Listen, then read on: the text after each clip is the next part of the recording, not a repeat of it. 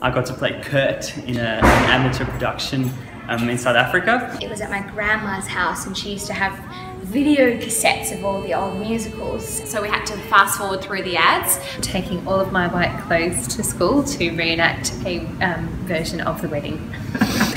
These are a few of my favourite things when they're all singing around the bed. Dancing around our lounge room to all of the kids' songs. I've been really, really young, just sitting with my parents watching The Sound of Music. A copy of the original album with Mary Martin on the cover and the kids all dressed in sailor suits. It's just kind of been a part of me since my childhood. It was actually the first musical that I ever saw. I liked to reenact what was happening on screen, so when Maria went, "The hills are alive," and swirled, I swirled too, and I swirled into a doll's house and I ended up having stitches in my eye.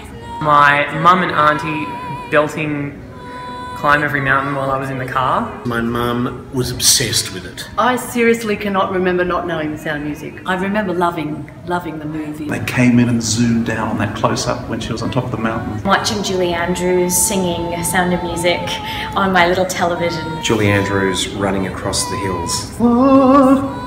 It seemed bigger than Ben-Hur. I remember wearing my pyjamas and my dressing gown at the Elwick Drive-In in Hobart, where I'm from, and watching these amazing goat puppets. The first cinema release at the State Theatre in Sydney. I was stung by a bee and I was very upset and crying, and she put The Sound of Music on and I remember forgetting all about the bee sting. I always knew where the ad breaks were and instinctively to go make a cup of tea, so that when I bought it on DVD later in life, I always pause it because that's where I can go make a cup of tea. So those are some of my earliest memories of the show.